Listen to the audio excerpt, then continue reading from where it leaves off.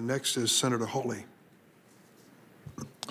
Thank you, Mr. Chairman. Thanks to the witnesses for being here. I want to talk about the drone strike that has gotten the most recent attention, and rightly so. I'm talking about the strike on August the 29th in Kabul that killed 10 civilians, including 7 children, and the process leading up to that strike.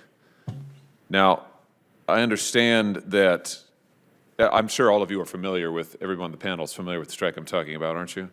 And you're familiar with the New York Times reporting as early as the day after, on August the 30th, that indicated that, in fact, it was innocent civilians who were killed, including the 7 children. The military denied this for some weeks, but it turns out now that the Times reporting was entirely correct. I want to try and get a sense of how it was we got to this position, how we could have a strike of this magnitude and the military deny it, DOD, the Biden administration, deny it for weeks, when it turns out these innocent civilians were killed. Let me just ask you, Mr. Sales, and you can tell me if you're not the right person to address this question to, but I understand that, you know, sometimes in the fog of war, mistakes are made.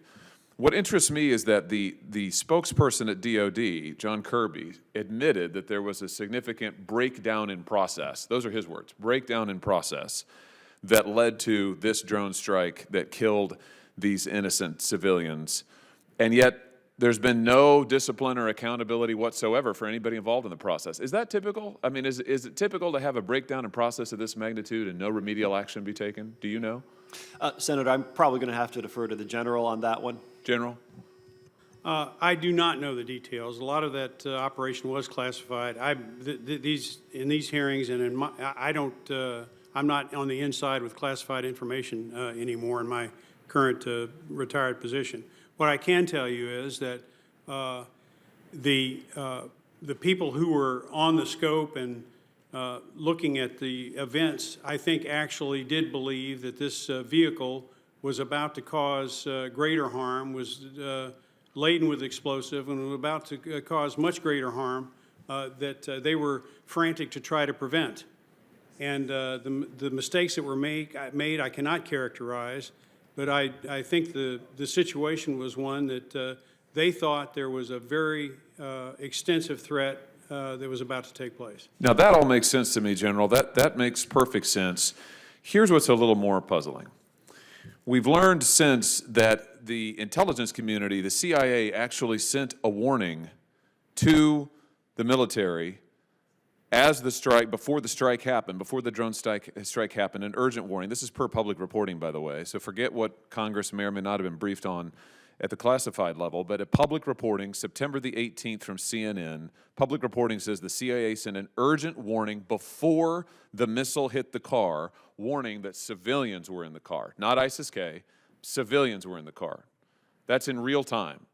So the IC is warning in real time, an urgent warning that this is the target was wrong. And as you say, General, mistakes happen. I understand that. You know, mistakes happen. Here's what I don't understand entirely. So the CIA and the IC is warning, you got it wrong. You're targeting civilians. They ended up killing civilians. And I also understand that once you've launched that missile, there's no place to dump it off because it was in Kabul. It's a heavily populated area. Where are you going to dump it off? Where are you going to divert it to? I mean, you can't divert it anywhere, right? So civilians are killed. However, the next day, after the IC warning, after the death of the civilians, the next day, General Frank McKenzie, commander of U.S. Central Command, goes out and says that the strike had dealt ISIS-K a crushing blow. The next day, the chairman of the Joint Chiefs of Staff, Mark Milley, says that it was a righteous strike. The next day, the President of the United States goes out and claims victory for this strike. Now, what's strange to me about this is already we know that the military had been warned they'd gotten it wrong, and yet the President of the United States, the Chairman of the Joint Chiefs, all go out in public knowing this and go out and claim victory and say, actually, we got terrorists. Does that seem unusual to you? I'm certainly not in a position, Senator, to gauge the reaction. I can tell you that notice in the press that a message went out. Where did the message come from? Who did it go to? How long did it take to get to the people who were actually responsible for the engagement? All of that stuff is fog of war stuff that requires a much more close investigation than certainly I know about. Senator. I could not agree more about the need for a close investigation, and I would just say that is exactly why this Congress ought to be holding meaningful oversight hearings into what happened.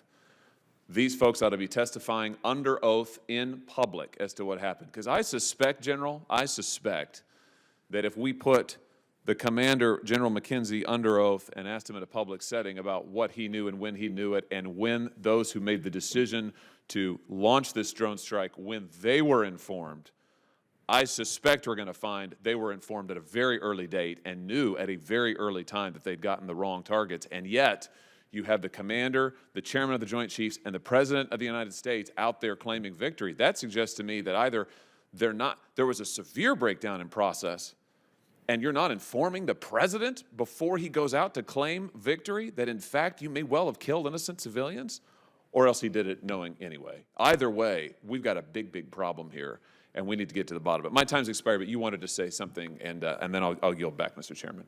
Go ahead, Ms. Shamsi. If I may. Thank you, Senator Hawley.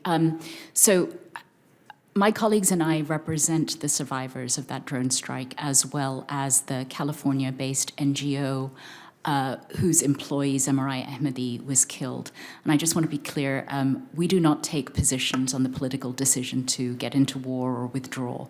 What we work on is the human rights, the law of war, the legal consequences. And I think it's very important to note that what happened there was unusual for certain reasons, but not unusual for other reasons. It wasn't unusual in that there was a 2013 Joint Chiefs of Staff study that identified misidentification of a target as the primary cause of civilian hostilities in Afghanistan, particularly due to perceived hostile intent from individuals who were later revealed to be civilians. And that is critically important because that goes to the legal obligation of U.S. forces to comply with the laws of war. And yet we came to find out that with this August 29 drone strike, the same finding, that confirmation bias played a critical role in the wrongful death of Zemarai Ahmadi and the killings of people alongside him. And so what we have here, and why it's so important to look at these measures, is a systemic issue and the need for a structural overhaul of how civilian harm prevention mitigation happens in order for it to be addressed properly. And I will say this, and I'm sorry to go over time, but it is unfathomable to my clients that this would have happened given that Zemarai Ahmadi, an employee of a U.S. NGO, was followed for 8 hours. His employer, Dr. Kwan, keeps asking us, how can it be that they couldn't do a simple search to see that he worked for a humanitarian aid organization, that water bottles were water bottles, not explosives. And the need to address systemic civilian harm, to mitigate against it in the context of armed conflict is key. But also we need to think 20 years later about preventing it entirely in places where Congress has not authorized and has or considered costs or consequences. Thank you. Thank you, Ms. Shamsi.